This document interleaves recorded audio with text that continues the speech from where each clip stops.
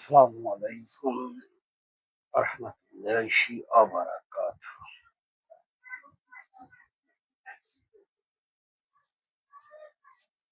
অনিকেত প্রান্তর পেজে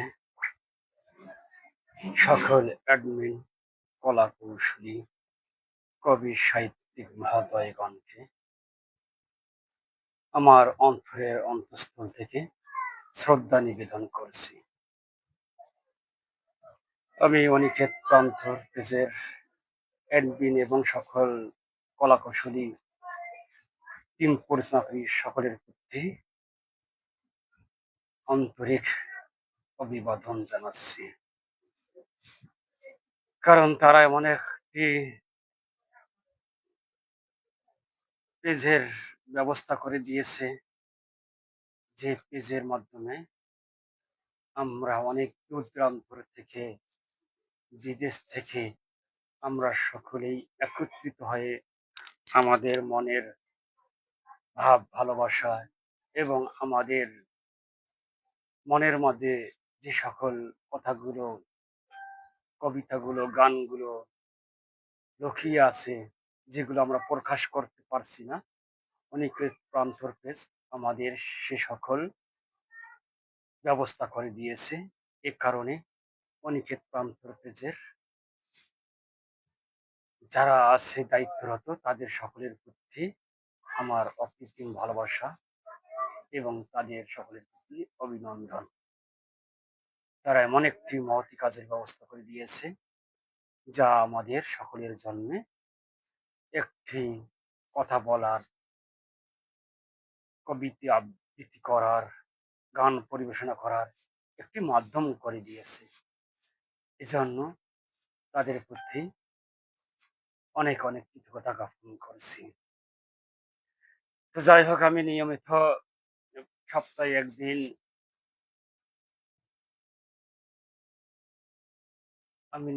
নিয়মিত সপ্তাহে একদিন কবিতা এবং কবিতার ছন্দ নিয়ে আলোচনা করি। তো সেই নিয়ম মাফিক আজকে আমার আলোচনার পর্ব। বিশেষ করে আমার জন্য শুক্রবার দিনটি নির্ধারণ করে দিয়েছে। হয়তো কোনোদিন যদি বিশেষ লাইভ প্রোগ্রাম থাকে, সেদিন আমার আলোচনা স্থগিত থাকে। সেদিন আমি যারা আমাদের মেহমান আছেন, যাদেরকে আমরা আমন্ত্রণ জানাই, তাদেরকে আমরা সেদিন ব্যবস্থা করে দেই তাদের বিশেষ লাইভ আলোচনা করার জন্য, বা বিশেষ লাইভ গান হোক আর কবিতা হোক, সেটি পরিবেশনা করার জন্য। তো আজকে আমার ছন্দের আলোচনায়, কবিতার আলোচনায়, আজকে আমার আলোচনার বিষয়বস্তু ছন্দ কি, কবিতার ছন্দ কাকে বলে। আজকে আমি এই বিষয় নিয়ে এখানে আলোচনা করব। তো যারা, যাদের সময় হবে, তারা এই আলোচনাটুকু মনোযোগ দিয়ে শুনবে, আর যাদের সময় হবে না তাদেরকে তারা যদি ইচ্ছা করে তা পরবর্তীতে তারা শুনে নেবে, অথবা যদি তাদের ইচ্ছে না হয় তাহলে শুনবে না। তো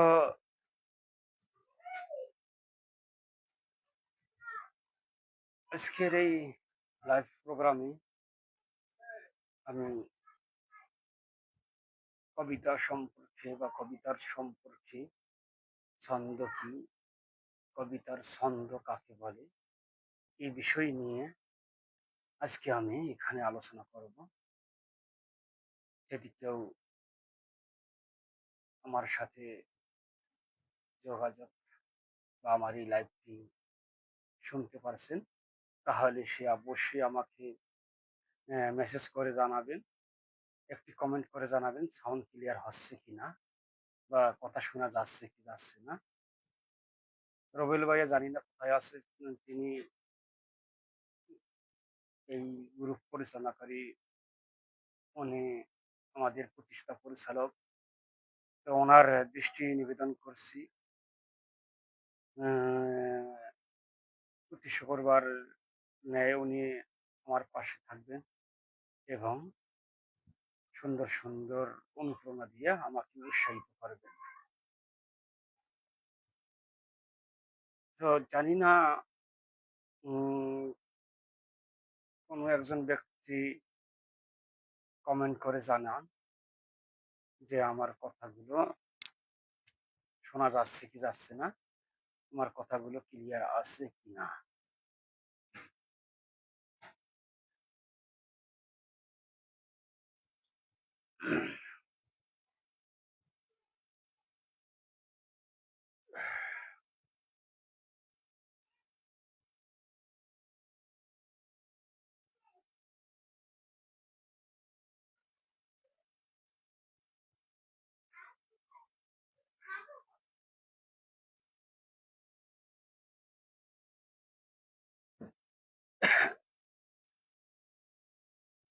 আমি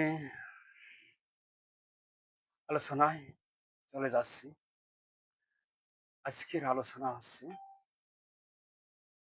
ছন্দ কি, কবিতার ছন্দ কাকে বলে। এই বিষয় নিয়ে আজকে আলোচনা,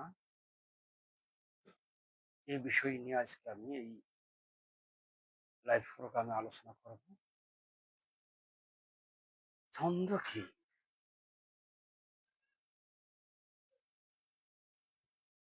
আমাদের অনেকের মাঝে একটি সমস্যা থেকে যায়। ছন্দের কথা শুনলে তারা অনেকটা ভীত হয়ে যায়, আবার অনেকে রেগে যায়, অনেকে আবার ক্রধান্বিত হয়ে যায়। তো আমাদের মাঝে ২-৩ ধরনের ছন্দের কথা শুনলে ২-৩ ধরনের লোক আছে। যে কেউ ভীত হয়ে যায়, তারা ছন্দকে অনেক কঠিন মনে করে, ছন্দের বোঝাকে অনেক কঠিন বোঝা মনে করে। আবার অনেকে রাগান্বিত হয়ে যায় যে আধুনিক যুগে কিসের আবার ছন্দ? এই ছন্দের কিসের প্রয়োজন? প্রাচীন যুগে ছন্দ ছিল না। ছন্দের প্রচলন ছিল মধ্যযুগে। আধুনিক যুগে কেন ছন্দ? কিসের ছন্দ? তো এই ধরনের অনেকের অনেক কথা আ মানে মন থেকে উদয় হয়। অনেকে তারা অনেকভাবে মন্তব্য করে। আসলে এই ছন্দ আসলে কি? কবিতার ছন্দ কাকে বলে? যদি কেউ লাইভ আমার দেখছেন, আমার কথা শোনা যাচ্ছে কি যাচ্ছে না, আমি আলোচনায় যাব। তো আপনি অন্তত একজন কমেন্ট করে জানান যে আমার কথা শোনা যাচ্ছে কি যাচ্ছে না, আমার সাউন্ড ক্লিয়ার আছে কিনা। আমি দৃষ্টি নিবেদন করছি, যারা আমার এই লাইভটি শুনছেন, তারা অন্তত একজন আমাকে মেসেজ করেন যে কথা শোনা যাচ্ছে বা কথা ক্লিয়ার আছে। আলোচনার মধ্যখানে আমি অনেকেরই মানে কমেন্টের জবাব দিতে পারবো না, মন্তব্যের জবাব দিতে পারবো না। কেন? আলোচনার বিঘ্ন সৃষ্টি হয়।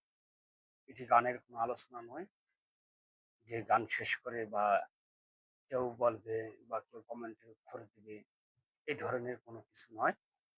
এটি যেহেতু একটি গবেষণা বিশ্লেষণমূলক আলোচনা, সেক্ষেত্রে এখানে আমার কথার ফাঁকে কমেন্টের উত্তর দেওয়া বা কমেন্টের জবাব দেওয়া এটি আমার জন্য একটি কষ্টসাধ্য হয়ে যায়। কষ্টসাধ্য কেন?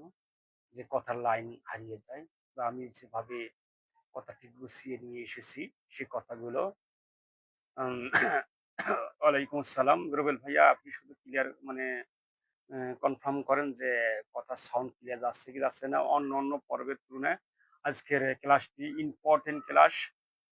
যা যারা ছন্দ কি বা কবিতার ছন্দ নিয়ে অনেক হিমশিম খাচ্ছে, তাদের জন্য আজকে এই গুরুত্বপূর্ণ ক্লাস। এই ক্লাস থেকে অনেকেই অনেক কিছু জানতে পারবে বা এটি একটি অনেক গুরুত্বপূর্ণ ক্লাস। আমার এটি একটি অনেক দীর্ঘদিনের সাধনার আলোচনা হবে। তো আপনি আমাকে অন্তত একটি বিষয় ক্লিয়ার করেন, সাউন্ড ক্লিয়ার আছে কিনা? আপনি কথা শুনতে পারছেন কি পারছেন না? এটি আমাকে একটি মেসেজ দিয়ে জানিয়ে দিন। আমি আলোচনায় শুরু করে দেব। মূল আলোচনায় চলে যাব। আজকের আলোচনা হয়তো শিরোনাম দিয়ে দিছি যে, ছন্দ কি? কবিতার ছন্দ কাকে বলে? আমি আজকে ছন্দ নিয়েই এ আলোচনা করব। এখানে অবশ্যই যে ছন্দ নিয়েই আলোচনা আজকে ইম্পোর্টেন্ট একটা আলোচনা হতে যাচ্ছে। তো ঠিক আছে, অসংখ্য ধন্যবাদ। ক্লিয়ার শোনা যাচ্ছে। তো আপনাকে অসংখ্য ধন্যবাদ যে আপনি আমাকে এমন একটি ব্যবস্থা করে দিয়েছেন যে আপনার পেজে আমাকে কথা বলার একটি মাধ্যম করে দিয়েছেন। আমি একজন নগণ্য ব্যক্তি। এ আপনার এই পেজের মানে যত ব্যক্তি আছে তার চেয়ে আমি সব দিক দিয়েই নগণ্য। লেখাপড়া, শিক্ষা দীক্ষা এবং জ্ঞান গরিমা এবং বিচার বিশ্লেষণ সব দিক দিয়েই নগণ্য। তারপরেও আপনি আমাকে আপনার এই পেজে কথা বলার ব্যবস্থা করে দিয়েছেন। এজন্য আপনার প্রতি আমি চিরকৃতজ্ঞ। আপনার প্রতি ভালোবাসা অফুরান। যাই হোক, কথা আর না বাড়িয়ে আমি আমার মূল আলোচনায় চলে যাচ্ছি। আজকের আলোচনার শিরোনাম ছন্দ কি? কবিতার ছন্দ কাকে বলে? আজকে আমি এই বিষয় নিয়ে আলোচনা করব। যদি আলোচনাটি সম্পূর্ণ করতে না পারি, তাহলে এই বিষয় নিয়ে ধারাবাহিকভাবে যে ২-৩ পর্ব যা লাগে এই বিষয়টা আলোচনা করব। কারণ কবিতা লিখতে গেলে কবিতা লিখতে গেলে একটি ইম্পোর্টেন্ট আলোচনা, একটি ইম্পোর্টেন্ট গুরুত্বপূর্ণ বিষয় যে কবিতা লিখতে গেলে আগে ছন্দের বিষয় জানতে হয়। ছন্দ কি? ছন্দ কাকে বলে? আমরা অনেকেই ছন্দের কথা শুনে হতাশাগ্রস্ত হয়ে যাই, ভীত হয়ে যাই। মানে আমাদের মাঝে অনেক ভয় সৃষ্টি হয়। আসলে এই ছন্দ এত বড় কঠিন, উম উম অনেক বড় একটি কঠিন বিষয়। আমরা এই ছন্দ নিয়ে কবিতা লিখবো কেন? ছন্দ আমরা এই যুগে মানতে পারি না। ছন্দর যে প্রয়োগ আমাদের মাঝে থাকতে পারে না। এই ধরনের অনেকের অনেক কথা মানে প্রশ্ন উদিত হয়। অনেকেই অনেকভাবে এভাবে প্রশ্ন উত্থাপন করে বা অনেকেই মানে ক্রুদ্ধ বোধ হয় বা ক্রোধান্বিত হয়ে যায় যে প্রাথমিক যুগে ছন্দ ছিল। উম মধ্য মানে প্রাথমিক যুগে বা প্রাচীন যুগে ছন্দ ছিল না। মধ্যযুগে ছন্দ ছিল, কবিতার ছন্দ। এই প্রাচীন যুগে বা আমাদের আধুনিক যুগে আমাদের এই ছন্দ থাকতে পারে না। আমরা ছন্দ মানতে পারি না। এই ধরনের অনেকেই অনেক কথা বলে যায়। আসলে ছন্দ কি? এই বিষয়টা তাদের কাছে হয়তো ক্লিয়ার নেই। যার কারণে তারা ছন্দ নিয়ে অহেতুক অনেক মন্তব্য করে, যা অনেকের মানে মন ভেঙে দেয় বা অনেক ব্যক্তিকে, অনেক কবি মহোদয়কে এ পথ থেকে দূরে সরে দেয়। তা আসলে আমাদের আগে জানতে হবে এই ছন্দ কি? আমাদের ছন্দ বিষয়টি জানতে হবে। তারপরে কবিতার ছন্দ কাকে বলে? যদি আমরা ছন্দ বিষয়ে ক্লিয়ার হয়ে যাই, তাহলে আমাদের এই ছন্দ নিয়ে যে ভয়-ভীতি আমাদের মাঝে কাজ করে, যে আমরা অনেকটা ভীত হয়ে যাই। আমরা অনেকটা মানে সংকোচ বোধ করি যে আমার এই কবিতাটি ছন্দ হলো কি হলো না, এই কবিতার মধ্যে ছন্দ আছে কি আছে না। এই ধরনের আমরা অনেক ভীত বোধ করি। অনেক ভয়-ভীতি আমাদের হৃদয়ে কাজ করে। এই বিষয়টি আজকে আমি সবার কাছ থেকে, সবার মধ্য থেকে ক্লিয়ার করে দেব। এইটি আমি আশাবাদী। আজকের এই আলোচনায় আমাদের ছন্দ বিষয় নিয়ে যত সমস্যা আছে, সেই সমস্যাগুলো আজকে আমি নিরসন করে দেওয়ার চেষ্টা করব। তো ছন্দ কি? ছন্দ মানেই আনন্দ। ছন্দ মানে শ্রুতিমধুরতা। ছন্দ মানে মাধুর্যতা। ছন্দ মানে নিপুণতা। ছন্দ মানে গঠন কাঠামো কলা কৌশল। ছন্দ মানে স্বাদ। ছন্দ মানে ঝোঁক, তাল, লয়, ইচ্ছা, অবিলাস। ছন্দ মানে বশ্যতা, স্বাধীনতা, ছলনা, প্রতারণা। ছন্দ মানে আস্বাদিত করা। ছন্দ মানে গঠন করা। ছন্দ মানে গাঁথুনি দেওয়া। ছন্দ মানে পদ্যবন্ধে রচনা করা। ছন্দ মানে ছন্দবদ্ধ অবস্থায় রচনা করা। ছন্দ মানে ধ্বনি ও মাত্রার সুষমা গাঁথুনি দিয়ে রচনা করা। ছন্দ মানে কৌশলে ফন্দি পেছনে কথার মায়াজালে আটকিয়ে দেওয়া। এগুলো হচ্ছে ছন্দের বিবরণ। যে ছন্দ মানে এই বিষয়গুলো। যে ছন্দ মানে আমাদের একটি বিষয় নয়, যে এখানে অনেকগুলো বিষয় এসেছে। ছন্দ মানেই আনন্দ। ১ নম্বর যে ইম্পোর্টেন্ট যে বিষয়টি, ছন্দ মানেই আনন্দ, ছন্দ মানেই শ্রুতিমধুরতা, ছন্দ মানেই মাধুর্যতা, ছন্দ মানেই নিপুণতা, ছন্দ মানে গঠন কাঠামো, কলা কৌশল, দক্ষতা প্রয়োগ করা। ছন্দ মানে স্বাদ, ঝোঁক, তাল, লয়, মাত্রা, ইচ্ছা, অভিলাষ, বশ্যতা, স্বাধীনতা, অধীনতা, ছলনা, প্রতারণা, আস্বাদিত করা। এগুলো হচ্ছে ছন্দের বিবরণ। ছন্দ মানে গাঁথুনি দেওয়া, ছন্দ মানে বাঁধন দেওয়া, ছন্দ মানে পদ্যবদ্ধে রচনা করা, ছন্দ মানে ছন্দবদ্ধে রচনা করা, ছন্দ মানে ধ্বনি ও মাত্রার সুষমা মায়াজালে বাঁধুনি দিয়ে, গাঁথুনি দিয়ে রচনা করা। ছন্দ মানে কৌশলে ফন্দি পেখিরে কথার মায়াজালে আটকিয়ে দেওয়া। তা আমরা এখানে ছন্দের একটি বিষয় বুঝলাম, ছন্দের বিষয় থেকে আমরা স্পষ্ট হয়ে গেলাম ছন্দ মানেই যে অনেকেই ভীত হয়ে যায় যে নির্দিষ্ট মাত্রা মিল, নির্দিষ্ট অন্ত মিল, নির্দিষ্ট মাত্রা, নির্দিষ্ট নিয়ম কানুন কলা কৌশল, এগুলো নির্দিষ্ট। আসলে ছন্দ মানে এমনটি নয়। আর এই যে এতগুলো ছন্দ মানে আনন্দ, ছন্দ মানে মাধুর্যতা, এই যে এগুলো কেন হলো? এগুলো হওয়ার কারণটি কি? যে আমাদের একটি বিষয় যে আমাদের অনেকের মাঝে একটি ভুল ধারণা থেকে যায়। ছন্দ মানেই তো আমাদের নির্দিষ্ট মাত্রায় মিল দিতেই হবে, নির্দিষ্ট অন্ত মিল দিতেই হবে, নির্দিষ্ট নিয়ম কানুন কলা কৌশলে কবিতার পদ পংক্তি চরণ গঠন করতেই হবে, রচনা করতেই হবে। এই যে এই ধরনের একটি ভীতি মানুষের মাঝে সৃষ্টি করে দেওয়া বা মানুষের মাঝে সৃষ্টি হওয়া, এটি কিন্তু একটি ছন্দ থেকে বিমুখ হওয়ার বা কবিতা থেকে বিমুখ হওয়ার একটি মাধ্যম। তো আমরা এই যে এই ভীতিগুলোর মাঝে আমরা অনেক ব্যক্তি, অনেক কবি সাহিত্যিক মহোদয়গণ ফেলিয়ে দিচ্ছি যে ছন্দ মানেই যে এটি একটি নির্দিষ্ট মাত্রা মিল থাকতে হবে, নির্দিষ্ট নিয়ম কানুন থাকতে হবে, তা না হলে ছন্দ হবে না। আসলে এইগুলি নয়।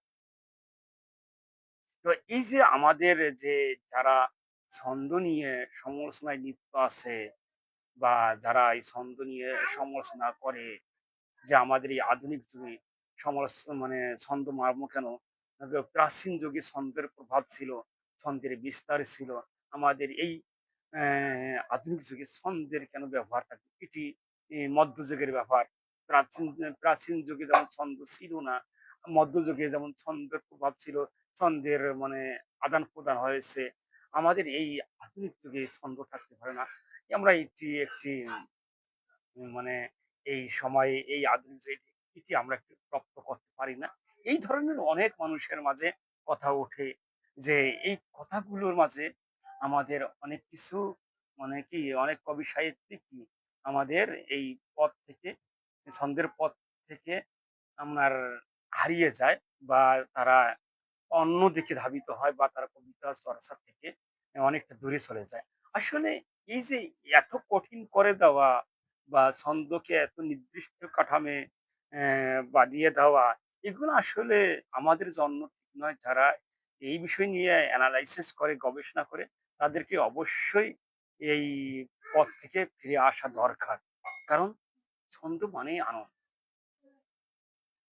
এখানে আমি অনেকগুলি এ এ বিষয় নিয়ে এসেছি যে ছন্দ মানে কি? ছন্দ মানে যেমন আনন্দ, ছন্দ মানে যেমন শ্রুতিমধুরতা, ছন্দ মানে যেমন মাধুর্যতা, ছন্দ মানে যেমন নিপুণতা, ছন্দ মানে যেমন গঠন কাঠামো কলা কৌশল।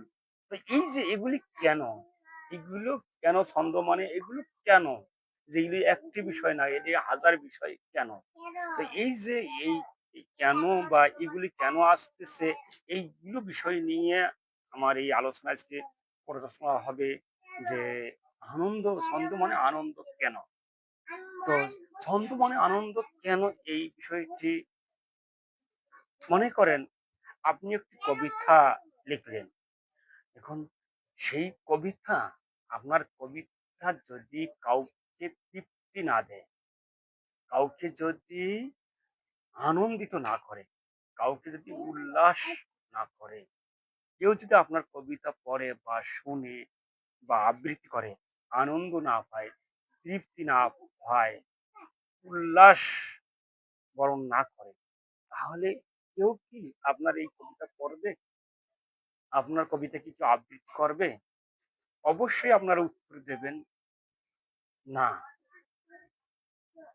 কেউ কবিতা আবৃত্তি করবে না, কেউ কবিতা পাঠ করবে না। আপনার কবিতা কবিতাই থেকে থাকবে। এখানে কেউ পাঠ করবে না, আবৃত্তি করবে না, আর ওই কবিতার ধারেও যাবে না। কেন যাবে না? কারণটি হচ্ছে এই, আপনার কবিতা পড়ে যে পাঠক বা শ্রোতা আনন্দিত হয়নি, তৃপ্ততা বোধ পায়নি, খুশি হয়নি, উল্লাস বরণ করেনি, বা সেখান থেকে কিছু জ্ঞান অর্জন করেন, সেখান থেকে কিছু আদেশ পাইনি, কিছু উপদেশ পাইনি। এই যে এই কিছু না পাওয়ার কারণে আপনার কবিতা পড়ার থেকে পাঠক বা শ্রোতা বিরত আছে, বা তারা একবার পড়েছে আর পড়ে নেই। কারণ তার মাঝে ভালো লাগা নেই। ভালো লাগা যদি সৃষ্টি করতে পারত, তাহলে অবশ্যই আপনার কবিতার প্রতি পাঠকের আকৃষ্ট থাকতো, পাঠক ভক্ত হতো, পাঠক বারবার আবৃত্তি করত। কারণ আপনার কবিতার মাঝে ভালো লাগা খুঁজে পেয়েছে, আপনার কবিতার মাঝে তৃপ্তিটা পেয়েছে, আপনার কবিতার মাঝে রস আছে, আপনার কবিতার মাঝে জ্ঞান আছে, আপনার কবিতার মাঝে কিছু উপদেশ আছে। এই যে ভালো লাগা, ভালো লাগা খুঁজে পাওয়া, ভালো লাগা সৃষ্টি হওয়া, যদি কারো কবিতার মাঝে ভালো লাগা না থাকে, তৃপ্ততা বোধ না থাকে, তাহলে কেউ কবিতা আপনার পড়বে না, হয়তো একবার পড়বে। আর অপর কেউ আপনার কবিতা পড়ার জন্য আদেশ করবে না, উপদেশ করবে না, বা বলবে না যে অমুক রাইটারের বা অমুক অমুক কবির এই কবিতা ভালো, এই কবিতার বইটি ভালো, আপনারা পড়েন, বা এখান থেকে আমি অনেক কিছু তৃপ্ত বোধ করেছি বা আনন্দিত হয়েছি বা আমি উল্লাসিত বরণ করেছি, বা এখান থেকে কিছু জ্ঞান পেয়েছি, কিছু তথ্য পেয়েছি। যদি আপনার এই কবিতার মাঝে এই ধরনের কোনো কিছু না থাকে, তাহলে কোনো পাঠক বা কোনো শ্রোতা কাউকে বলবে না যে ওই অমুক কবির বইটি পড়েন বা অমুক লেখকের কবিতাটি পড়েন। এই যে ছন্দ মানে আনন্দ, আনন্দ বিষয়টি হচ্ছে কি, যে ভালো লাগা সৃষ্টি করে দেওয়া। যদি আপনি আপনার কবিতার মাঝে ভালো লাগা সৃষ্টি করে দিতে না পারেন, তাহলে মনে রাখবেন যে আপনার এই কবিতা কেউ পড়ে না। তাইলে ছন্দের যে বিষয়টি, যেহেতু কবিতার সাথে ছন্দ সম্পর্ক, ছন্দের সাথে কবিতা সম্পর্ক, ছন্দ ছাড়া যেমন কবিতা হয় না, কবিতা তেমনি ছন্দ ছাড়া হয় না। কবিতা মানেই ছন্দ, ছন্দ মানেই কবিতা। কবিতা এবং ছন্দ দুটি পারস্পরিক একই আত্মার মতো, একই গাছ। যদি বলা যায়, ছন্দ হচ্ছে গাছের নিচের যে শিকড়টি, মূল শিকড়, আর কবিতা হচ্ছে উপরের যে শিকড়টি, যেটা কাণ্ড বা আমরা ডাল বলি, এটি। যে ছন্দ হচ্ছে কবিতার নিচের অংশটি, যে মূল শিকড়, যার মাঝে কবিতাটি স্থাপিত হয়। যার কারণে যে স্বাদ, কবিতা মানে স্বাদ। এই স্বাদের প্রসঙ্গ আসবো, যেহেতু আমি এই যে আনন্দ কেন, তারপরে শ্রুতি মধুরতা কেন, তারপরে আপনার মাধুর্যতা কেন, তারপরে ছন্দ মানে নিপুণতা কেন, ছন্দ মানে গঠন কাঠামো কলা কৌশল কেন, যখন এইগুলো আমি একটির পর একটি আলোচনায় আসবো, মানে যে ছন্দ মানে স্বাদ কেন, বা তাল লয় কেন, যে যখন আমি এইগুলি ধারাবাহিকভাবে একটার পর একটা আলোচনা আসবো, তখন আমি বলবো যে স্বাদ কেন। যেমন এই যে একটু আগে এসেছিল, মানে স্বাদের যে বিষয়টি, কবি ছন্দ মানে একটি স্বাদ। স্বাদ মানে কেন? যে আমি যে বললাম যে গাছের মূল, যে যদি গাছের মূল শিকড়, গাছের মূল, গাছের মূল যদি শক্তিশালী না হয়, যেমন গাছটি আর মজবুত হয় না, বা গাছটি সুন্দর হয় না, গাছটির বিস্তার হয় না বা গাছটির সম্মান থাকে না, গাছটি শুকিয়ে যায়। তেমনি কবিতার মাঝে যদি ছন্দ না থাকে, যেমন মূল শিকড় যে ছন্দ, যদি ছন্দ স্থাপিত না হয়, যে কবিতার মাঝে ছন্দ না থাকে, তাহলে সেই গাছের মতো ওই কবিতার কোনো মূল্য থাকে না। সে কবিতাই নিরস, রসহীন, মায়া মমতাহীন, মাধুর্যতাহীন। মানে ওর মাঝে কোনো ভালোবাসা নেই, কোনো কিছু নেই। সেটি শূন্য একটি বৃক্ষের মতো, শুষ্ক বৃক্ষের মতো। তো যাই হোক, যে আমাদের যে ছন্দ মানে আনন্দ, ১ম যে বিষয়টি, যে কেন আনন্দ? এই বিষয় নিয়ে আলোচনা চলছে। তারপর আস্তে, আস্তে পর্যায়ক্রমে আনন্দ, তারপরে শ্রুতিমধুরতা, এগুলি ধারাবাহিকভাবে একের পর এক আলোচনা করব। যতটুকু পারি করব। পরে বাকি আলোচনা পরের পর্ব।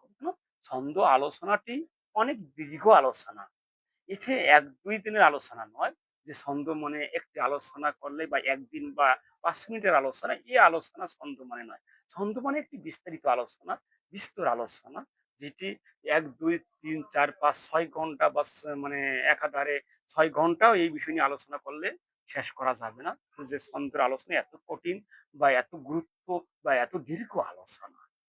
তো এই ছন্দের বিষয়গুলো আমাদেরকে বুঝে নিতে হবে, যে আমরা ছন্দের কথা বলে আমরা নবীন কবিদেরকে বা যারা নতুন লেখার জগতে দীপ্তমান হচ্ছে, তাদেরকে আমরা যে পথভ্রষ্ট করে দেব, তাদেরকে কবিতা লেখার পথ থেকে বিতাড়িত করে দেব, যাতে আমরা এই কাজগুলো না করি।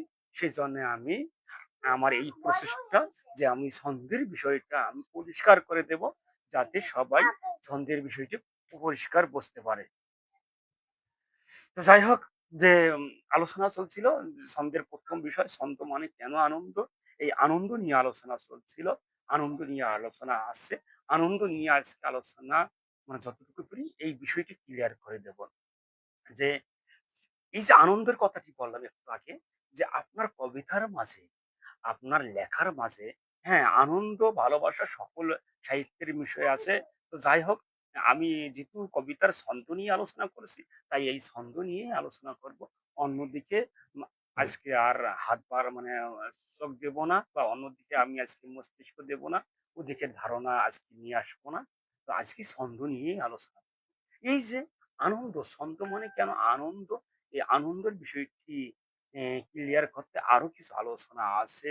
যে যে আপনি একটু আগে যেটি বলেছিলাম, যে আপনি কবিতা লেখলেন, যে আপনার কবিতার মাঝে ভালো লাগার সৃষ্টি হলো না।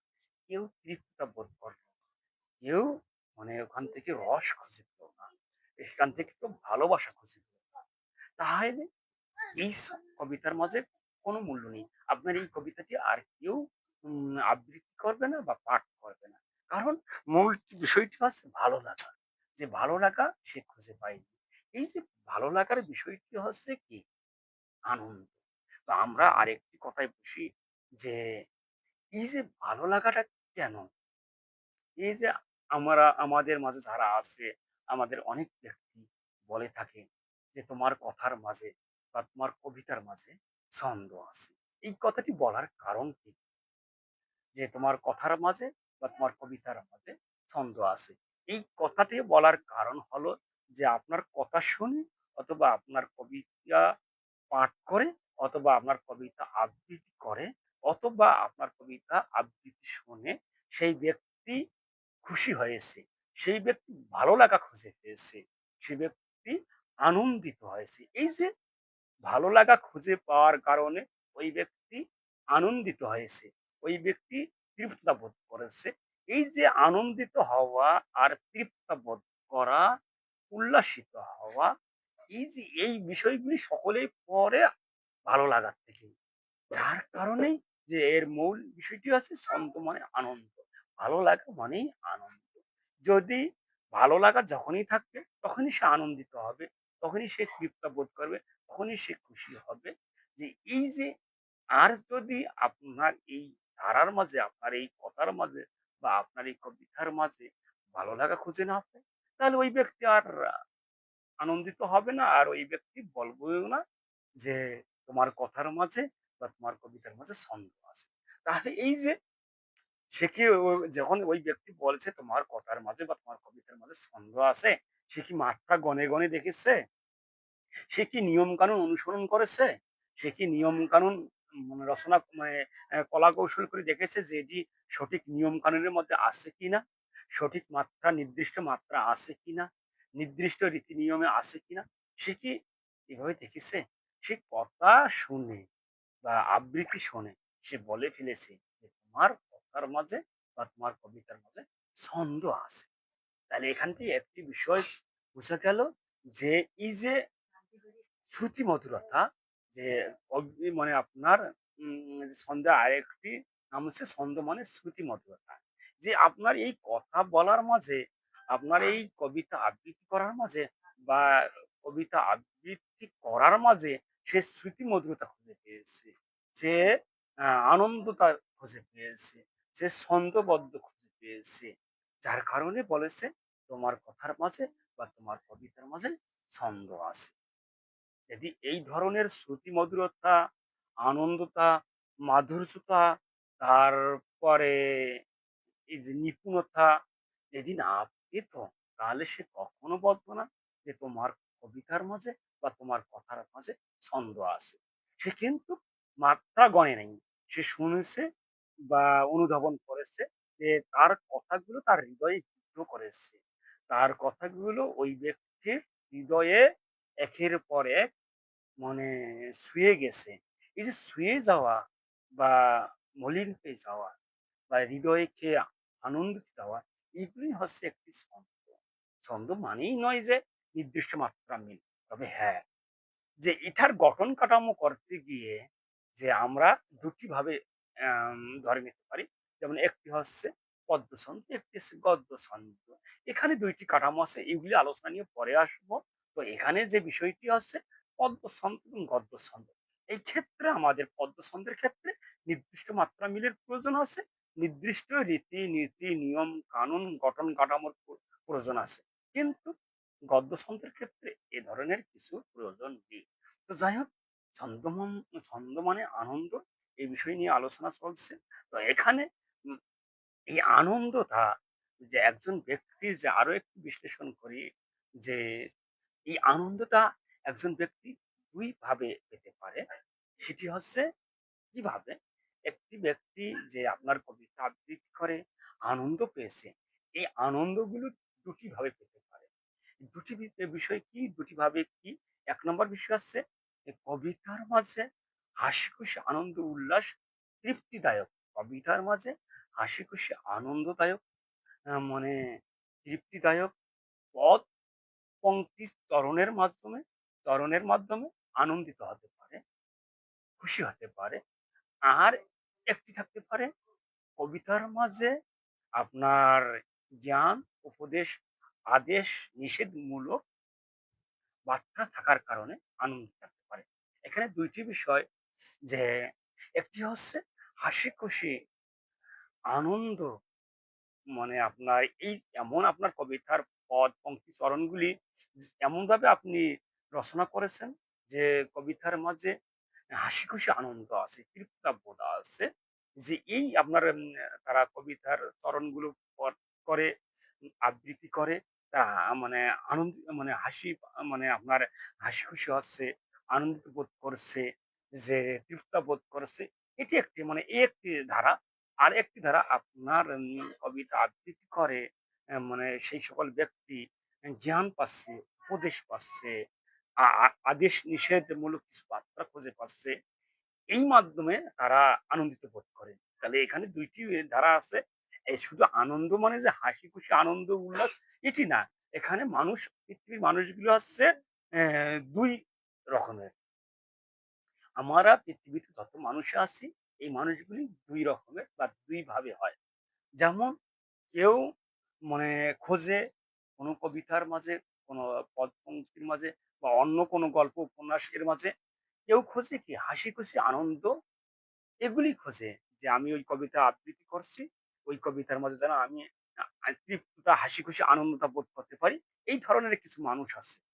আর এক ধরনের মানুষ আছে যারা কবিতা আবৃত্তি করছে বা যারা কবিতা আবৃত্তি করার মাধ্যমে তারা জ্ঞান পাচ্ছে, উপদেশ পাচ্ছে, আদেশ পাচ্ছে, নিষেধ পাচ্ছে, যে এই ধরনের সকল বার্তাগুলো পাচ্ছে আপনার এই কবিতার মাঝে, বা এই যে মানুষগুলো কিন্তু আমাদের এই যারাই বাংলাদেশে বা যারাই পৃথিবীর যত মানুষই আছে না কেন, পৃথিবীর মানুষগুলো লেখার ক্ষেত্রে বা লেখা বিশ্লেষণের ক্ষেত্রে ২ ধরনের হতে পারে।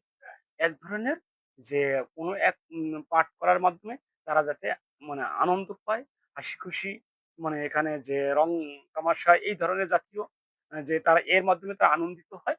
আর এক ধরনের ব্যক্তি তারা জ্ঞান, আদেশ, উপদেশ, নিষেধমূলক কথাবার্তার কারণে আনন্দিত হয়। কারণ আনন্দিত হওয়ার কারণ হলো কি? তারা জ্ঞানের শহরে চলে যাচ্ছে।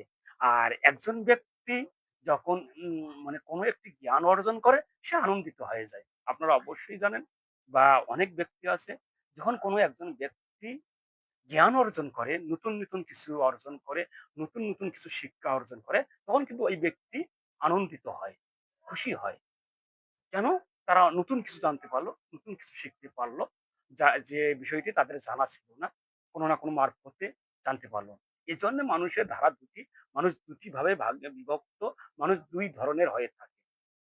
এক ব্যক্তি কোনো এক মানে কবিতা, যেমন আমরা যারা গান গাই, যে বা যারা গান শুনি, কিন্তু মানুষ ২ ধরনের হয়। এক ধরনের ব্যক্তি যে গানের যে রং বাজনা শোনার জন্য গান শোনে। আর এক ধরনের ব্যক্তি গানের কথাগুলোকে অনুধাবন করার জন্য গান শোনে।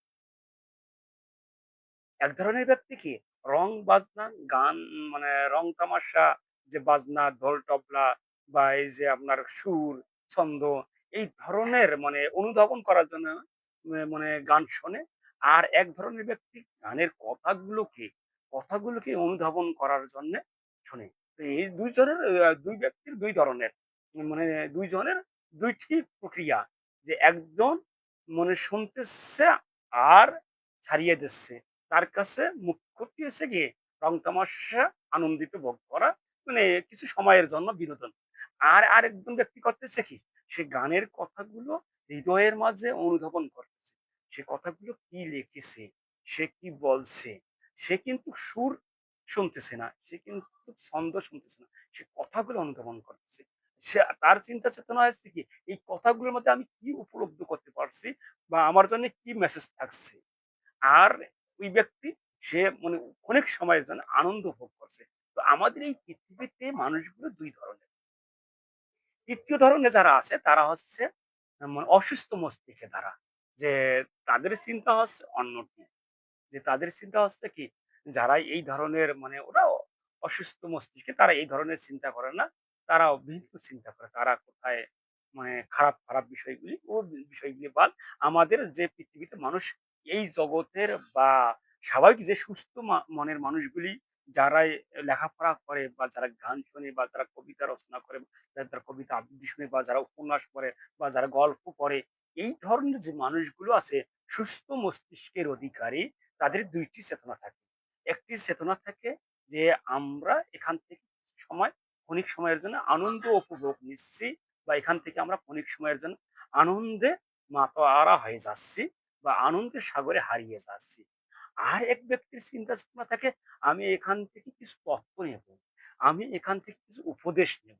আমি এখান থেকে কিছু আদেশ নেব। আমি এখান থেকে কিছু নিষেধমূলক কথা নেব, যা আমি মেনে চলার চেষ্টা করব। তো এই যে মানুষের চিন্তা চেতনা, মানুষের ধারা, মানুষের দিক নির্দেশনা ২ ধরনের। একটি হচ্ছে অর্জন করার জন্যে, আরেকটি হচ্ছে উপভোগ করার জন্যে। তো এটি থাকবেই। যেমন আমি যদি কারো গান শুনি, বা আমি যদি কারো কবিতা শুনি, বা আমি যদি কারো কথা শুনি, আমি চিন আমি তখন ছন্দের দিকে যাই না। আমি তখন তালের দিকে যাই না। আমি তখন লয়ের দিকে যাই না।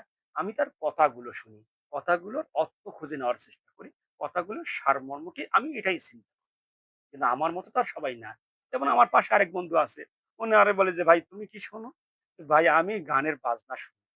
গানের মানে যে মানে তালটা কেমন এটা শুনি। মানে গানটা কেমন সুরে হচ্ছে, মানে ওর কণ্ঠটা কি, আমি কণ্ঠটা অনুধাবন করি। যে উনার কণ্ঠটি আমার হৃদয়ে ছুঁয়ে যাচ্ছে কিনা, আমাকে ভালো লাগছে কিনা, আমি এটি শুনি। যদি ওর কণ্ঠ ভালো লাগে তাহলে গান শুনি। আর যদি কণ্ঠ ভালো না লাগে তাহলে আমি গান শুনি না। এই যে মানুষের প্রকৃতিগতভাবে মানুষের একটা বৈশিষ্ট্য দিক, এটি আসলেই থাকবেই। যে আমাদের ২ টি ধারা থাকবে। একটি হচ্ছে অনুধাবন করা, আরেকটা হচ্ছে আনন্দিত হওয়া। কেউ বিশ্লেষণে নিয়ে আসবে, কেউ কিছু সময়ের জন্য উপভোগ করবে। এখানে অন্য কোনো ধারা থাকতে পারে না। আর যারা ৩য় অবস্থানে আছে, যাদের ৩য় চিন্তা চেতনা আছে, এগুলো অসুস্থ চিন্তা চেতনা, এগুলো খারাপ চিন্তা চেতনা, এগুলো ধ্বংস করে দেওয়া উচিত। এই দিকে আমরা না যাই। তো যাই হোক, আমাদের এই যে বিষয়টি অবশ্যই মনে রাখতে হবে যে, আমাদের আনন্দদায়ক যে ২ টি বিষয়, সেটি হচ্ছে একটি হচ্ছে কি বিনোদনের মাধ্যমে আনন্দ দেওয়া, আর অপরটি হচ্ছে জ্ঞান অর্জনের মাধ্যমে কি আনন্দ দেওয়া। একটি হচ্ছে বিনোদনের মাধ্যমে আনন্দ দেওয়া। যেমন আমাদের এ এই যে অনিকেত প্রান্তর যে আমাদের মানে সপ্তাহে ৩-৪ দিন আমাদের গানের অনুষ্ঠান হয়। যে আমাদের এখানে মোটামুটি মাশাআল্লাহ যে অনেক সুন্দর বিনোদন দেওয়ার চেষ্টা করে। এই যে আমাদের একটি বিনোদন, এটি আমাদের একটি বিনোদন যে আমরা সবাই উপভোগ করি। এখান থেকে আমরা বিনোদনগুলো উপভোগ করি। যে এখানে আমাদের কিছু সময়ের জন্য হলেও আমরা আনন্দের সাগরে হারিয়ে যাই, মাতোয়ারা হয়ে যাই। তো এই যে আর কিছুটা হচ্ছে যে আনন্দের যে আরেকটা কিছুটা হচ্ছে যে আমাদের যে জ্ঞান অর্জনের মাধ্যমে যে বিনোদন বা আপনার যে আনন্দ জ্ঞান অর্জনের মাধ্যমে হতে পারে। শুধু যে বিনোদনের মাধ্যমে মানুষের আনন্দ পায়, তৃপ্তা বোধ করে, আসলে এটি নয়। যে আমাদের একটি মানে উম যারা যে প্রকৃতির একটি কথা মনে রাখবেন যে, যদি আমার চিন্তা চেতনা হয় যে জ্ঞান অর্জন করা, তাহলে আমার লক্ষ্য উদ্দেশ্য হবে জ্ঞানের দিকে। যে আমার বই পড়া হবে জ্ঞানের দিকে। আমার কবিতা পড়া হবে জ্ঞানের দিকে। আমার উপন্যাস পড়া হবে জ্ঞানের দিকে। আমার প্রবন্ধ পড়া হবে জ্ঞানের দিকে। যেহেতু আমার লক্ষ্য উদ্দেশ্য হচ্ছে জ্ঞান অর্জন করা, তত্ত্ব অর্জন করা। ওখান থেকে মানে নতুন কিছু সৃষ্টি করা। এটি হচ্ছে আমার লক্ষ্য উদ্দেশ্য। আর যাদের লক্ষ্য উদ্দেশ্য হচ্ছে যে বিনোদন, তাদের চিন্তা চেতনা থাকবে যে সুরের দিকে, ছন্দের দিকে, মানে কণ্ঠের দিকে, যে তারা এখান থেকে ক্ষণিক সময়ের জন্য মাতোয়ারা হয়ে যাবে। তো এইটা আমাদের থাকবে। তাই আমাদের যে আনন্দের আনন্দিত হওয়ার যে আনন্দের যে ধারা ২ টি, যে একটি হচ্ছে কি বিনোদনের মাধ্যমে, অপরটি হচ্ছে কি জ্ঞানের মাধ্যমে। এটি অবশ্যই আমাদেরকে মাথায় রাখতে হবে যে যদি আমরা শুধু আনন্দকে শুধু বিনোদনের খোরাক বানিয়ে ফেলি, তাহলে এটি আমাদের ভুল। যে আনন্দ শুধু বিনোদনের খোরাক নয়। আনন্দ জ্ঞানের খোরাক হতে পারে। আনন্দ উপদেশের খোরাক হতে পারে। আনন্দ চিন্তা চেতনার খোরাক হতে পারে। আনন্দ আপনার কঠিন পর্যবেক্ষণের খোরাক হতে পারে। যে আপনি এমন একটি বিষয় পর্যবেক্ষণ করছেন, সে বিষয়টি আপনি সাকসেস হয়ে গেলেন। সেই সময়ের মধ্যে আপনি এত আনন্দিত হন যে আপনি এমন একটি জিনিস উদ্ধার করতে পারলেন, সেটি আপনার মানে ইতিপূর্বে ছিল না, বা আপনি এটি উদ্ধারের করার জন্য অনেক চেষ্টা করেছেন, অনেকে শরাপন্ন হয়েছেন। কিন্তু সেই সময়গুলোতে পারেননি। আপনি হুট করে বা আপনি অনেক সাধনা করে এটি অর্জন করতে পারলেন। এটি আপনার জন্য বিশেষ আনন্দ। তো আনন্দ শুধু বিনোদনের মাধ্যমে নয়, জ্ঞান অর্জনের মাধ্যমে আনন্দিত হয়। আর আমি মনে করি যে আমার কাছে জ্ঞান অর্জনের মাধ্যমে যে আনন্দটি আমি পাই, সেটি আমার কাছে পারফেক্ট। সেটি আমাকে অনেক মাতিয়ে তোলে, অনেক মানে ভাবিয়ে তোলে। তবে আমার মতো তার সবাই নয়। অনেকে আছে বিনোদনের জন্য আনন্দিত হওয়া। যে বিনোদনের মাধ্যমে জ্ঞান অর্জন করা। যে তাদেরকে বিনোদন যে এমন একটা তারা বিনোদন পেয়েছে, এই বিনোদনের মাধ্যমে তারা আনন্দিত হয়েছে। তারা তৃপ্ত বোধ করছে। তাই মানুষ ২ ধরনের হবে। সেটি প্রকৃতভাবে বা এটাই সৃষ্টিকর্তা প্রদত্ত হিসাবে যে মানুষকে আল্লাহ তাআলা ২ ধরনের মেধা দিয়ে সৃষ্টি করেছে। যে এক ধরনের মেধা হচ্ছে কি তারা আনন্দ উল্লাসের মধ্যেই থাকবে, বা তাদের চিন্তা চেতনা থাকবে আনন্দ উল্লাসের মাধ্যমে।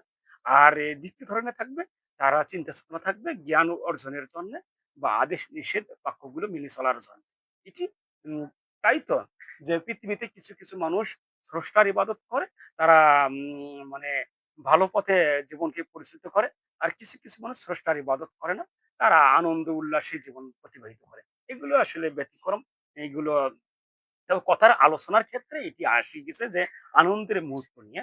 তা যাই হোক, আমার কবি ছন্দ মানে যে আলোচনা উঠেছিল যে ছন্দ মানে আনন্দ, এই আনন্দ নিয়ে আমি সারাক্ষণ মানে আনন্দ কি, আনন্দ কেন হতে পারে, যে আনন্দগুলো কি কারণে আসতে পারে, যে কেন আনন্দ, যে এই বিষয়গুলো আমি বুঝিয়ে দেওয়ার চেষ্টা করলাম।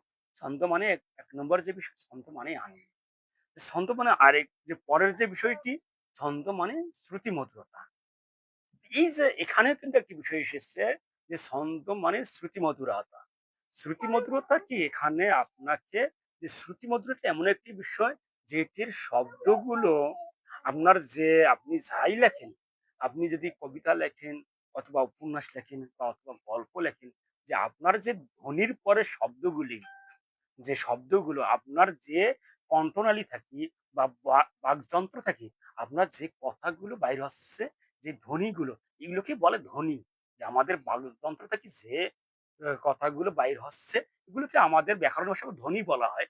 যে এই ধ্বনিগুলো কয়েকটি ধ্বনি মেলে বা একটি ধ্বনি মেলে একটি শব্দ হতে পারে, বা কয়েকটি ধ্বনি মেলে একটি শব্দ হতে পারে।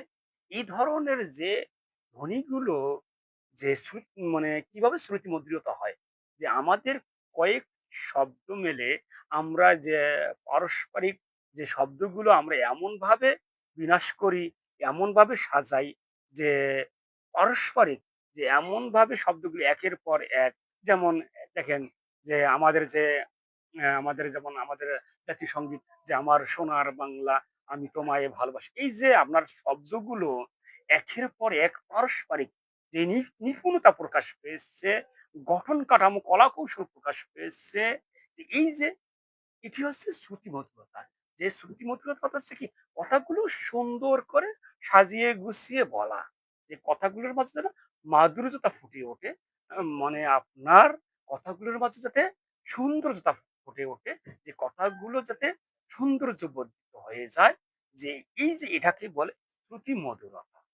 যে এখানের এই শ্রুতিমধুরতার যে আরেকটি বিষয় হচ্ছে কি, যে আমাদের যে কথাগুলো বা শব্দগুলো বা আমাদের যে কবিতার ক্ষেত্রে পর্বগুলো বা পর্বর পরে পদগুলো, পদের পরে পংক্তিগুলো, যে এই যে পংক্তির পরে যে আমাদের পুরো কবিতা বা একটি স্তবক, যে এই যে আমাদের একটি স্তবক যা আমাদের মানে গদ্যের ভাষায় বলে প্যারা, গদ্যের ভাষায় বলে প্যারাগ্রাফ বা প্যারা, আর কবিতার ভাষায় বলে স্তবক। তো আমাদের এই স্তবক গুলো যে একটি আলোচনাকে সমাপ্তি করে, যে একটি কবিতার যে একটি মৌলিক আলোচনা থাকে, সেটি এক প্রকার সমাদিত হয়ে যায় বা তার কিঞ্চিত মাত্র বহিঃপ্রকাশ পায়। অথবা অনেক কবিতার ক্ষেত্রে দেখা যায়, অনেক কবিতা যে তারা ওই একটি কবিতার মাঝে কয়েকটি আলোচনা থাকে, একটি আলোচনা সমাপ্তি করে দেয়। যাই হোক, এটি একটি প্যারা গল্পের ক্ষেত্রে প্রবন্ধগুলি এটি প্যারা বা প্যারাগ্রাফ, আর আপনাদের কবিতার ক্ষেত্রে এটি করে স্তবক বলে। তো এই যে একটি স্তবকের মধ্যে যে আপনার কথাগুলোকে সাজিয়ে গুছিয়ে ফুটিয়ে তোলায়, যে একের পর এক নির্মাণ করাই হচ্ছে কি শ্রুতিমধুরতা। যা শুনতে, যা পড়তে আনন্দ দেয়, যা শুনতে পড়তে তৃপ্তিদায়ক মনে হয়, যা শুনতে পড়তে নিজেকে সুখ সাগরে আনন্দের সুর লহরে মাতিয়ে তোলে আর রাঙিয়ে তোলে। এগুলি হচ্ছে শ্রুতি মধুরতা। ছন্দের আরেকটি নাম হচ্ছে কি শ্রুতি মধুরতা। এখানে শ্রুতি মধুরতা করতে গিয়ে, যে আপনার এই শ্রুতি মধুরতা করতে গিয়ে দেখা যাচ্ছে কি, কোনো কবিতার ক্ষেত্রে নির্দিষ্ট মাত্রা, নির্দিষ্ট রীতিনীতি নিয়ম কানুন গঠনে গঠিত হতে পারে। আবার কোনো কবিতা অনির্দিষ্ট মাত্রা মিল, অনির্দিষ্ট মাত্রা, আবার অনির্দিষ্ট নিয়ম কানুন কলা কৌশলে গঠিত হতে পারে। এখানে শ্রুতি মধুরতা ২ টি ধারা হতে পারে। যে শ্রুতি মধুরতা নিয়ে একদিন বিস্তারিত আলোচনা করব। যে শ্রুতি মধুরতা নিয়ে একটা আমার মানে দীর্ঘ একটা আলোচনা লেখা আছে।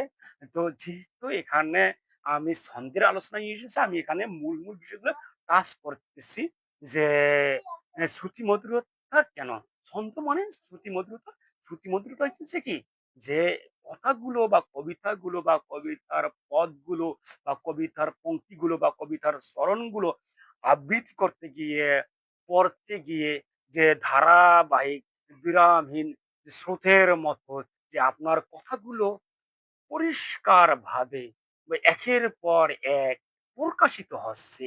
এই যে প্রকাশিত হচ্ছে, যার মাঝে ছন্দ থাকছে, যার মাঝে তাল থাকছে, যার মাঝে লয় থাকছে, এভাবে সকল বিষয়গুলো নিয়ে যে শ্রুতিমধুরতা, সৌন্দর্যতা প্রকাশ পাচ্ছে, যার মাঝে মায়া মমতায় ভরা আছে, যে কথাগুলো শুনতে খুব তৃপ্তা বোধ করছে। এই যে এই তৃপ্তা বোধ করা, মায়া মমতায় ঘেরা, যে মায়া মমতা আকৃষ্ট হয়ে যাওয়া, এটি হচ্ছে শ্রুতিমধুরতা।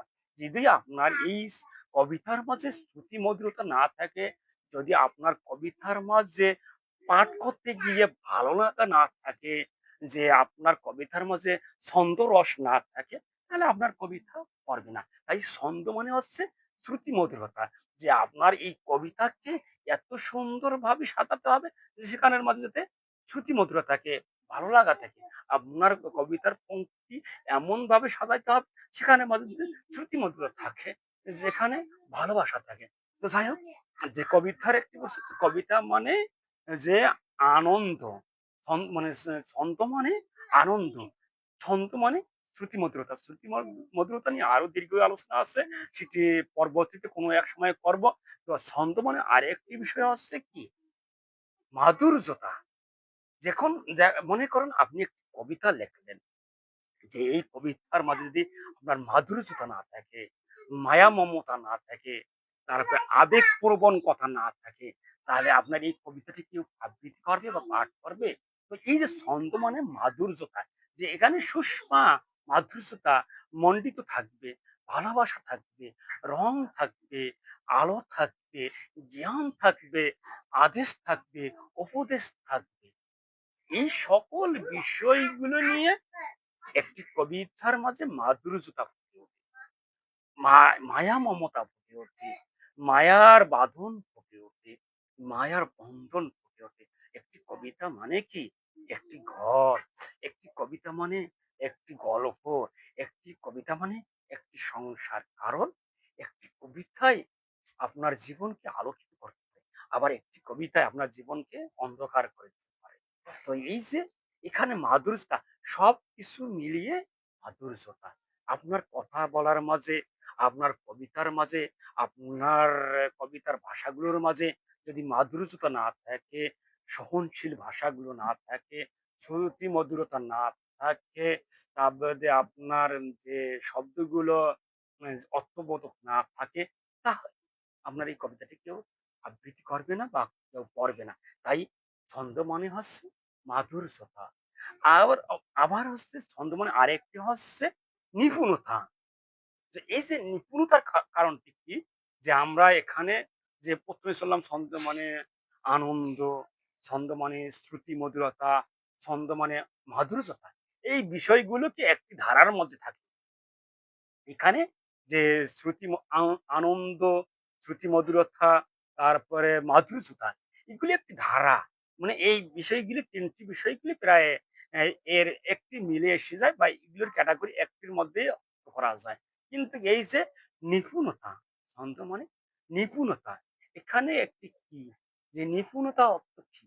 যে এখানে কলা-কৌশল, দক্ষতা বৃদ্ধি করা। এই যে আমাদের পদ্য ছন্দের ক্ষেত্রে যে আমাদের যে একটি দক্ষ কাঠামো গঠন করতে হয়, দক্ষ কলাকৌশলী অর্জন করতে হয়।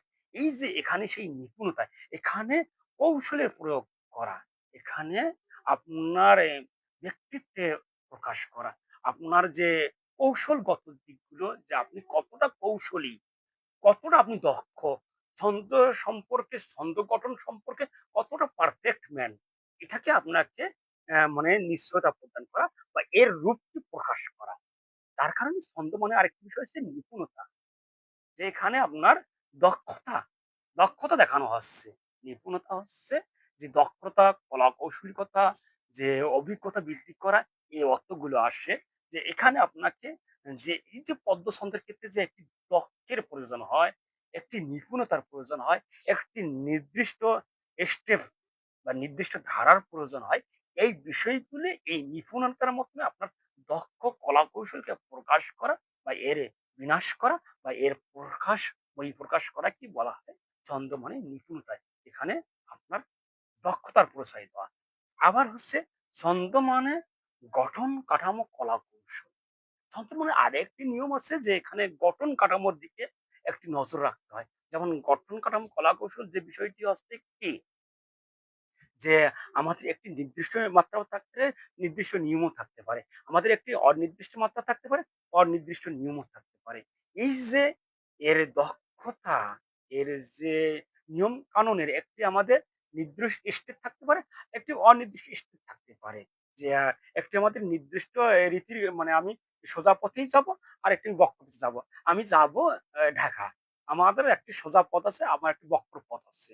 তো এই যে এখানে আমাদের যে কলা-কৌশল, তারপরে নিপুণতা, যে আমরা গঠন কাঠামো, এগুলো আমাদের ২ টি ধারায় হতে পারে। একটি নির্দিষ্ট পথে হতে পারে, একটি অনির্দিষ্ট পথে হতে পারে। একটি নির্দিষ্ট মাত্রা মিলিয়ে হতে পারে, একটি অনির্দিষ্ট মাত্রা মিলিয়ে। এই বিষয়টি হচ্ছে এখানে যে গঠন কাঠামো, কলা-কৌশল, নিপুণতা প্রকাশ করা। তো এই বিষয় নিয়ে আরো বিস্তারিত যেহেতু হবে, যে প্রতিটি বিষয় নিয়ে আরো ডিটেইলস আলোচনা হবে। তো আমি এখানে আজকের যেহেতু ছন্দের প্রাথমিক ধারণাগুলো দেওয়ার জন্যে, যে ছন্দের বিষয়গুলো যে কয়েকটি ভাগে বিভক্ত হতে পারে। যে ছন্দ মানেই যে আমাদের অনেকেই ধারণা করে নিয়েছে যে এটি একটি নির্দিষ্ট মাত্রা মিল, এটি নির্দিষ্ট মাত্রা মিল না হলে ছন্দ নয়। যে এই বিষয়টি আজকে আমাদের যে ভেঙে দেওয়ার জন্যে, এই বিষয়টি আজকে আমি উত মানে উৎখাত করার জন্যে, এই বিষয়টিকে নিয়ে আমি এনালাইসিস করে যে বিষয়টি আমি খুঁজে পেয়েছি তা প্রকাশ করার জন্য আজকের আমার এই আলোচনা। যে এই যে ছন্দ মানেই নয় শুধু একক নির্দিষ্ট মাত্রা মিল। নির্দিষ্ট মাত্রা মিলে যেমন ছন্দ হয়ে থাকে, তেমনি অনির্দিষ্ট মাত্রা মিলেও ছন্দ হয়ে থাকে। এখানে এক ধারাতে যে শুধুমাত্র যে ছন্দ মানে নির্দিষ্ট মাত্রা মিল, ছন্দ মানে নির্দিষ্ট রীতিনীতি, গঠন কাঠামো, ছন্দ মানে নির্দিষ্ট কলা-কৌশল, নির্দিষ্ট নিয়মকানুন। এই বিষয়টি আজকে আমি উৎখাত করার জন্য বা এই বিষয়টা আজকে বহিষ্কার করার জন্য আমার এই আলোচনাটি। যে ছন্দ মানেই নয় যে একক নির্দিষ্ট মাত্রা মিল। ছন্দ মানেই নয় যে আপনার একক নির্দিষ্ট নিয়ম কানুন, গঠন কাঠামো, কলা-কৌশল। ছন্দ মানে এগুলি এককভাবে নয়। ছন্দ মানে এগুলো আছে, এটিও আছে। নির্দিষ্ট আছে, অনির্দিষ্ট আছে। নির্দিষ্ট রীতিনীতি আছে, অনির্দিষ্ট রীতিনীতি আছে। নির্দিষ্ট গঠন কাঠামো আছে, অনির্দিষ্ট গঠন কাঠামো আছে। ছন্দ মানেই হচ্ছে এগুলো, যে নির্দিষ্ট থাকতে পারে, এই বিষয়টা আজকে প্রকাশ করার জন্য আমি এখানে বলছি। আবার ছন্দ মানে স্বাদ। এই যে আমি কিছুক্ষণ আগে বলেছিলাম যে ছন্দ মানে স্বাদ। এই স্বাদ কথাটি কেন? ছাদ বিষয়টি কেন? ছাদ হচ্ছে কি আমাদের যেমন একটি ঘর, আমরা যদি ঘরে থাকি, যদি ঘরের মধ্যে ছাদ না থাকে, তাহলে ঘরের মাঝে আমরা নিরাপদ নই। আমরা অনিরাপদ। আমাদের উপর থেকে কোনো কিছু পড়তে পারে, আমাদের জীবন ঝুঁকির মধ্যে থাকতে পারে, বা আমরা সেখান থেকে রোদ বৃষ্টি আ আ আসতে পারে। এক কথায় ছাদ না থাকলে একটি মানুষের জীবন সেখানে নিরাপদ নয়। এটি স্বাভাবিক। এই যে কবিতার ক্ষেত্রে এটি ছন্দকে ছাদ বলা হচ্ছে, এটি হচ্ছে কবিতার মাথা, কবিতার মস্তিষ্ক, কবিতার মেরুদণ্ড। যেমন একটি বৃক্ষের যেমন মূল শিকড় যদি ঠিক না থাকলে সেই বৃক্ষটি নষ্ট হয়ে যায়, বৃক্ষটির অস্তিত্ব থাকে না, বৃক্ষটি শুকিয়ে যায়। যেমনি ভাবে মানুষের মস্তিষ্ক ঠিক না থাকলে মানুষটি যেমন অচল হয়ে যায়, মানুষের কথাবার্তা যেমন এলোমেলো হয়ে যায়, মানুষটি যখন বিকারগ্রস্ত হয়ে যায়, মস্তিষ্ক উন্মাদ হয়ে যায়, তেমনি ছন কবিতার যে ছন্দের মাঝে যে স্বাদ কেন বলা হয়েছে? যে এই কবিতার মাঝে ছন্দ হচ্ছে কি? কবিতার মস্তিষ্ক। যদি এই কবিতার মাঝে স্বাদ না থাকে, ছন্দ না থাকে, তাহলে কবিতাটি ঠিক হয় না। কবিতাটি এলোমেলো হয়ে যায়। কবিতা ওটা বলা যায় না। ওই যদি ছন্দ না থাকে সেটি কবিতা নয়। তাই ছন্দ হচ্ছে কবিতার স্বাদ, কবিতার মস্তিষ্ক, বৃক্ষের মূল শিকড়। এই যে ছন্দের আরেকটি নাম হচ্ছে একটি স্বাদ। আবার ছন্দ মানে যোগ, তাল, লয়, এগুলো কেন? যে কথা বলতে গেলে আপনার যেমন আপনি যখন কবিতা আবৃত্তি করতে যান, তখন কিন্তু আপনি এই যে এ একটি যেমন সাংবাদিকরা যেমন এম কিছু সাংবাদিক পাঠ করে ধারাবাহিকতায়। কিন্তু বর্তমানে কিছু সাংবাদিককে দেখা যাচ্ছে তারা একটি ভঙ্গিমা সৃষ্টি করে। বিশেষ করে আমরা যারা বিবিসির খবরগুলো শুনি, তারা দেখতে পারবেন যে বিবিসির যে সাংবাদিকগুলো আছে, তারা একটি ভঙ্গিমা সৃষ্টি করে। মানে এই যে পঠনের মাধ্যমে একটা ভঙ্গিমা। যে এই ভঙ্গিমিটা কেন? যেখানে যে এই ভঙ্গিমিটা করার কারণে কি? কথার দিকে মানুষকে আকৃষ্ট করা। কোন সময় কথাটি স্লো মোশন এ দিচ্ছে, কোন সময় কথাটি উগ্র মেজাজে দিচ্ছে, কোন সময় এমন কথাটি স্বাভাবিক দিচ্ছে। এই যে এগুলি হচ্ছে ভঙ্গিমা। তাই এই যে আপনাদের যে ঝোঁক, তাল, লয় এই ছন্দ মানে ঝোঁক, তাল, লয় এগুলি হওয়ার কারণটা কি? এই যে আপনার কবিতা আবৃত্তি করার মাঝে বা কবিতা পাঠ করার মাঝে যে আপনার এই যে যদি আপনার এই ঝোঁকগুলো না থাকে, কথা বলার যে একটি ঝোঁক আছে, এই কথা বলার যে একটি তাল আছে, কথা বলার যে একটি গতি আছে, কবিতা আবৃত্তি করার ক্ষেত্রে এই সেম যে আপনার কবিতা আবৃত্তি করার ক্ষেত্রে কিছু একটা ঝোঁক আছে। কখন আপনি কোন ঝোঁকটা কখনই দেবেন। ওখানে আপনার ধীর ঝোঁক হবে, ওখানে আপনার দ্রুত ঝোঁক হবে, ওখানে আপনি কথাকে উচ্চারিত আ মানে উচ্চাঙ্গনি উচ্চারিত করবেন। এমনি ক্ষেত্রে তালগুলার যে একটি হিসাব আছে, ওখানে তাল বাড়িয়ে দেবেন, ওখানে আপনি আপনার লয় বাড়িয়ে দেবেন। এইগুলো যে ঝোঁক, তাল, লয় এগুলি একই একটি কাঠামোর মাঝে পড়ে যে এগুলোর পারস্পরিক অর্থ প্রায় এক। তো এই যে ছন্দ মানে হচ্ছে ঝোঁক, তাল, লয়। আবার এই যে ছন্দ মানে আবার হচ্ছে যে ইচ্ছা অবিলাস। ইচ্ছা অবিলাস কেন? যে ইচ্ছা অবিলাস কেন? যে আমি এই যে আমার এই ছন্দটার মধ্যে যে আমি এমনভাবে কথাগুলো সৃষ্টি করেছি যে আমি আমার এই কথাগুলো যাতে কাউকে আকৃষ্ট করে। এই যে, যে আমার ইচ্ছা অবিলাস। আমাদের একটা আকাঙ্খা থাকতে পারে যে আমার এই কথাগুলোর মাঝে যদি কেউ খুশি হয়, কেউ তৃপ্তা বোধ করে, কেউ আনন্দিত হয়। যে এই যে আমাদের সন্তানের একটা ইচ্ছা যে আমি কিছু পাওয়ার আশা আছে, কিছু আকাঙ্খা আছে, যে অভিলাষ আমার এখানে কিছুটা দিতে বা নিতে পারবো। যেখান থেকে মানুষ অনেকই খুশি বরণ হবে, খুশি বোধ করবে। আবার এই দেখেন ছন্দ মানে আবার আছে বশ্যতা, অধীনতা। এই ছন্দ মানে বশ্যতা কেন? অধীনতা কেন? এই যে আপনারা যে কথা বলতেছেন, আপনি যে কবিতা আবৃত্তি করবেন বা কবিতা রচনা করবেন বা কবিতা লেখবেন, এই যে আমার যে কথাগুলো যে কাউকে যদি আমি বশ্যতা করতে না পারেন, আপনি যদি আকৃষ্ট পাঠককে করতে না পারেন, তাহলে তো আপনার কবিতার দিকে শ্রোতা বা পাঠক আকৃষ্ট হবে না, আপনার দিকে থাকবে না, আপনার চোখের দিকে চোখ থাকবে না। যখন আপনি কবিতা আবৃত্তি করবেন, তখন যদি আপনি শ্রোতাকে বশ্যতা নিতে না পারেন, আপনার অধীনতা নিতে না পারেন, তাহলে তো আপনার ওই তাকে হারিয়ে ফেলবেন।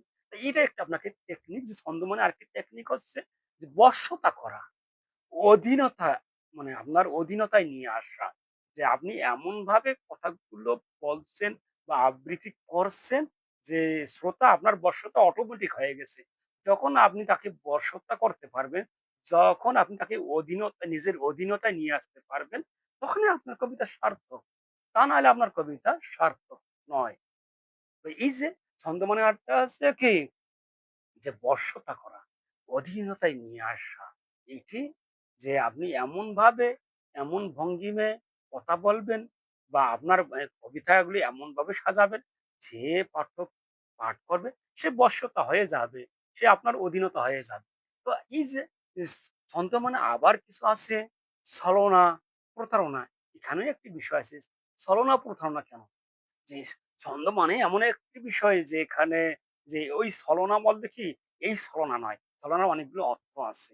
ছলনার অনেকগুলো অর্থ আছে। যে আমি কাউকে ঠগিয়ে নিয়েছি, এটি একটি ছলনা। আবার মানে এই যে কারো কাছ থেকে কিছু আদায় করে নেওয়া কৌশলে আপনার কথার মাধ্যমে বা আপনার কথার মাঝে আকৃষ্ট করিয়ে এটি একটি ছলনা। যে আদায় করে নেওয়াটা একটি ছলনা। যেমন কাউকে ঠগানো যেমন একটি ছলনা, আবার কারো কাছ থেকে কিছু আদায় করে নেওয়া একটি ছলনা। এটা একটি নিপুণতার পরিচয়। এটি একটি দক্ষ কারিগরের পরিচয়। যে এই ছলনা বা প্রতারণা আ মানে এই যে মানুষের কাছ থেকে আদায় করে নেওয়া এটি কিন্তু সবার পক্ষে সম্ভব নয়। তো এই যে ওদেরকে আপনাকে আকৃষ্ট করে নেওয়া। তাই ছন্দ মানে একটি অর্থ হচ্ছে ছলনা, প্রতারণা।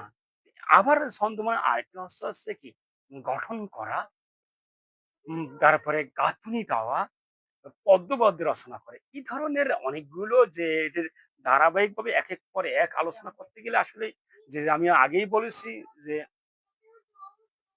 ছন্দ মানে অনেক অর্থ। ছন্দ মানে যে একক অর্থ নয়, যে এর অনেকগুলো অর্থ আছে। যাই হোক, মানে আলোচনা করতে, করতে অনেক দীর্ঘ সময় পেরিয়ে গেল।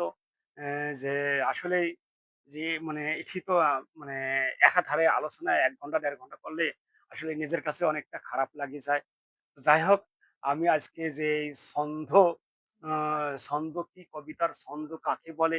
এই বিষয় নিয়ে আমি যতটুকু আলোচনা করলাম, যদি আমার এই আলোচনা থেকে কেউ কোনো উপকৃত হয়ে থাকেন, বা যদি কারো কোনো কিছু উপকারে আসে, বা এই ছন্দের আলোচনা শুনে কারো মনে যদি কোনো প্রশ্ন জাগ্রত হয়, তাহলে অবশ্যই আমাকে জানাবেন।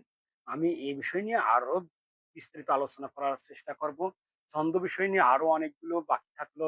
মানে এগুলো বিশ্লেষণ করা বাকি থাকলো। যেমন ছন্দ মানে আপনার যে গাঁথুনি দেওয়া, গঠন করা, বা পদ্যবদ্ধে রচনা করা, বা ছন্দবদ্ধে রচনা করা, বা ধ্বনি ও মাত্রার সাথে বাঁধনি গাঁথুনি দিয়ে রচনা করা। এই যে ছন্দ মানে যে এইগুলি কৌশলে ফন্দি ফিকিরে রচনা করা, এই কথার মায়াজালে আটকানো, এই কথাগুলো কিন্তু এইগুলি বিশ্লেষণ এখনো বাকি রইলো। এগুলো নিয়ে সামনের পর্বে যদি পারি তো আলোচনা করব। আর না পারলে এটি আমার লেখার মাঝে, মানে আমার লেখার মাঝে এই বিষয় নিয়ে সব বিস্তারিত আলোচনা থাকবে। আসলে লেখা আর বলার মধ্যে অনেক পার্থক্য। আমি যেভাবে লেখি সেভাবে বলা যায় না। যেভাবে লেখা হয় সেভাবে আলোচনা মুখ দিয়ে ফুটে ওঠে না।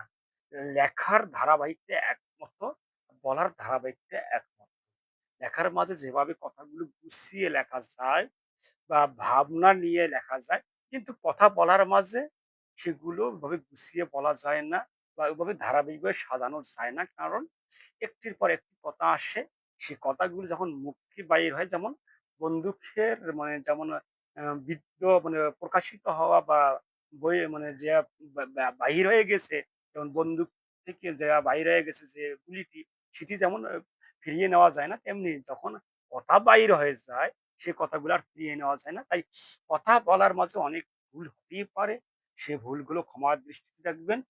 আর যদি কিছুটা ভালো লাগে, তাহলে অবশ্যই অনুপ্রেরণা দেবেন, বা আলোচনা শোনার চেষ্টা করবেন। আর যদি কোনো কিছু ভালো না লাগে, তাহলে এখান থেকে কিছু বলার নেই। আমি আমার মতো চালিয়ে যাব। তবে যদি একান্ত কারোই ভালো না লাগে, তাহলে আলোচনা বাদ দিয়ে দেব। আমি রুবেল ভাইকে বলব যে, আপনি আমার এই আলোচনার অধ্যায়টি বা সপ্তাহে ১ দিন যে আমাকে ব্যবস্থা করে দিয়েছেন, আপনার মানে মানে পেজে সবার, যে আপনার একটি পেজে সবাই তো শিল্পী নয়। যে সবাই প্রতিদিনই গান শুনবে। এখানে আপনার পেজে কিছু কবিও আছে। যারা কবিতাকে ভালোবাসে, কবিতা লেখাকে ভালোবাসে। তারা হয়তো কিছুটা হলেও হবে। তাই আমি রুবেল ভাইয়ের পক্ষে একটি নিবেদন করছি, বা কিছু বলার অনুরোধ করছি যে, আজকের এই আলোচনা থেকে মানে কারো কিছু উপকৃত হবে কি হবে না, বা আপনি যে আলোচনা শুনলেন, যে এই আলোচনার মধ্যে কিছুটা ভালো কিছু আছে কিনা, এই বিষয়টি আমাকে একটু জানাবেন। উম তো আজকের এই আলোচনা এখানেই শেষ করার চিন্তা ভাবনা করছি। আর আলোচনা দীর্ঘায়িত করব না। অনেক সময় হয়ে গেছে। তো যাই হোক, রুবেল ভাইয়া, আপনি যদি থাকেন, বা যদি আলোচনা শুনছেন, তাহলে আপনি একটু বলেন যে আলোচনা কেমন হয়েছে? আর যদি না থাকেন, তাহলে অ্যা পরবর্তীতে জানাবেন। তো যাই হোক, আজকের এই আলোচনা এখানেই আমি সমাপ্তি করে দিলাম। অ্যা সামনের যখন সময় হবে, যদি সুযোগ পাই, তো সামনের আলোচনায় ছন্দ কি, কবিতার ছন্দ কাকে বলে, ছন্দ কি, এই বিষয় নিয়ে আজকে আলোচনা শেষ করতে পারলাম না। কবিতার ছন্দ কাকে বলে, এ এই বিষয়টি নিয়ে মানে আলোচনা চাইতে সময় লাগবে। অ্যা যে ছন্দ কি, এই বিষয়টি আমি এখনো হয়তো অনেককে আসলে সহজভাবে আসলে কোনো কিছুই বোঝানো যায় না। কারণ যেহেতু এ নিয়ে অনেক তর্ক-বিতর্ক, অনেক আলোচনা। যেমন ওই সকল ব্যক্তিদের প্রতি আমি মাঝে, মাঝে দিশেহারা হয়ে যাই, যে যারা এই ছন্দকে মানে নির্দিষ্ট একটি কাঠামোর মধ্যে দাঁড় করিয়ে রেখেছে। আমি তাদের প্রতি আমার একটি মনোক্ষুণ্ণ যে তারা কেন এই আমাদেরকে বা যারা সাহিত্য চর্চা করতে চাচ্ছে, যারা কবিতা লিখতে চাচ্ছে, তাদেরকে কেন বন্দি জীবনে ফেলে রেখেছে? তাদের প্রতিভাকে কেন আবদ্ধ করে রেখেছে? তাদের প্রতি আমার একটি মনোক্ষুণ্ণ সৃষ্টি হয় যে তারা কেন এ এই সকল ভাইদেরকে এমন অন্ধকার গহীনে ফেলে রেখেছে। যাই হোক, হয়তো আমার এই আলোচনা শুনে যারা নবীন আছে তাদের কিছুটা উপকার আসবে এবং প্রবীণরা যারা এই যে ছন্দকে যারা নির্দিষ্ট দ্বারাই রেখে দিয়েছে, নির্দিষ্ট কাঠামোর মধ্যে রেখে দিয়েছে যে এই নির্দিষ্ট কাঠামোর ছন্দ অনির্দিষ্ট কাঠামোর ছন্দ নয়, নির্দিষ্ট মাত্রা মিলে ছন্দ, অনির্দিষ্ট মাত্রা মিলে ছন্দ নয়, তাদের কিছুটা উপকারে আসবে আশা করি। কারণ তারা এখান থেকে অনুধাবন করতে পারবে, এখান থেকে বুঝতে পারবে যে ছন্দ মানেই নয় শুধুমাত্র একক নির্দিষ্ট মাত্রা মিল। ছন্দ মানেই নয় একক নির্দিষ্ট মাত্রা মিল, নির্দিষ্ট নিয়ম কানুন, নির্দিষ্ট কলা কৌশল, নির্দিষ্ট রীতি কানুন। এগুলি একক নির্দিষ্ট ভাবে নয়। ছন্দ মানে অনির্দিষ্ট মাত্রা মিল আছে, ছন্দ মানে অনির্দিষ্ট নিয়ম আছে, অনির্দিষ্ট গঠন কাঠামো আছে। এটি হচ্ছে মাধুর্যতার ব্যাপার। ছন্দ মানে হচ্ছে মাধুর্যতার ব্যাপার। ছন্দ মানে হচ্ছে শ্রুতি মধুরতার ব্যাপার। ছন্দ মানে হচ্ছে আনন্দতার ব্যাপার। ছন্দ মানে হচ্ছে কৌশলের ব্যাপার। ছন্দ মানে হচ্ছে নিপুণতার ব্যাপার। এগুলি হচ্ছে দক্ষ একটি কথাকে, কবিতার একটি পদকে, কবিতার একটি পংক্তিকে, কবিতার একটি চরণকে, কবিতার একটি স্তবককে শ্রুতিমধুর করার ক্ষেত্রে, সুরেলা শ্রুতিমধুর করার ক্ষেত্রে, মাধুর্যতা করার ক্ষেত্রে যত প্রকারের কলা কৌশল আছে, যত প্রকারের নিয়ম কানুন আছে, যত প্রকারের টেকনিক আছে, এই টেকনিকটি প্রয়োগ করাই হচ্ছে ছন্দ। আপনি আপনার কবিতার মাঝে কোন টেকনিকে আপনি আপনার কবিতাটিকে আকৃষ্ট করতে পারবেন, পাঠকের জন্য মনোরঞ্জিত করতে পারবেন, পাঠকের জন্য একটি আনন্দদায়ক করতে পারবেন। এটি হচ্ছে আপনার টেকনিক। সেটি আপনি নির্দিষ্ট রীতিতে নিতে পারেন, অনির্দিষ্ট রীতিতে নিতে পারেন। নির্দিষ্ট কলা কৌশল নিতে পারেন, অনির্দিষ্ট কলা কৌশল নিতে পারেন। নির্দিষ্ট মাত্রা নিতে নিতে পারেন, অনির্দিষ্ট মাত্রা নিতে পারেন। এটি হচ্ছে আপনার টেকনিক, আপনার নিপুণতা, আপনার দক্ষতা, আপনার কারিশমা, আপনার এই যে রচনার একটি ধারাবাহিকতা, সেটি আপনি নির্বাচন করেন যে আপনি কোন দিকে টেকনিক, আপনার কোন দিকে দক্ষতা, নির্দিষ্ট দিকে দক্ষতা বেশি না অনির্দিষ্ট দিকে দক্ষতা বেশি, নির্দিষ্ট রীতিনীতির দিকে দক্ষতা বেশি না অনির্দিষ্ট রীতিনীতির দিকে দক্ষতা বেশি। এটি আপনার টেকনিক, এটি আপনার মেধা, এটি আপনার চিন্তা চেতনা যে আপনি সেই চেতনা নিয়ে সেইভাবে আপনি এগিয়ে যাবেন যেভাবে আপনার জন্য স্বাচ্ছন্দ্য বোধ হবে, যেভাবে আপনি স্বতঃস্ফূর্ত ভাবে আপনার কবিতাকে আপনি রচনা করতে পারেন। যদি আপনাকে যে নির্দিষ্ট নিয়মে মানতেই হবে, নির্দিষ্ট নিয়মে না লেখে কবিতা হবে না, এই ধারণাটা সম্পূর্ণ ভুল। এই কথাগুলো সম্পূর্ণ ভুল। যারা এই কথাগুলো বলে তারা এগুলো ভুল বলে।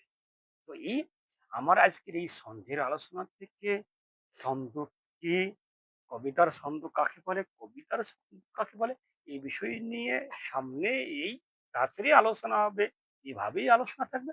তবে চেষ্টা করব সামনের আলোচনায় এই আলোচনাটি ছন্দ কি, ছন্দ কাকে বলে এই বিষয়টি নিয়ে শেষ করার জন্য। তারপরে ছন্দ গঠনের নীতিমালা, ছন্দ গঠনের কলাকৌশল, এই বিষয়ে আসলে অনেক বলছিলাম শুরুতে যে ছন্দের আলোচনায় একটি দীর্ঘ একটি বই। যেমন যারা মানে ছন্দ নিয়ে বই লিখেছে আসলে তারা ছন্দ নিয়ে পুরো একটি বই লিখেছে। কেউ ৩০০ পেজের লিখেছে, কেউ ২০০ পেজের লিখেছে। তো এই যে এই সম্পূর্ণ আলোচনা যে ছন্দ, ছন্দ, ছন্দ। যেহেতু ছন্দ হচ্ছে প্রাণ, ছন্দ হচ্ছে মস্তিষ্ক, ছন্দ হচ্ছে ব্যক্তির মূল কাঠামো। তো এ তাহলে তো ছন্দের আলোচনা এত দীর্ঘ থাকবেই। তো যাই হোক এই বিষয় নিয়ে আগামী পর্বে ইনশাআল্লাহ বিস্তারিত আরো আলোচনা করার চেষ্টা করব। আমার যতটুকু এই বিষয় নিয়ে জ্ঞান আছে, এই বিষয়ে এই আলোচনা শুনে যদি কেউ উপকৃত হয়ে থাকে, তার প্রতি আমার আন্তরিক মোবারক, যে একজন হলে তো আমার এই আলোচনা শুনে খুশি হতে পেরেছে বা ধন্য হতে পেরেছে বা সে কিছুটা বুঝতে পেরেছে।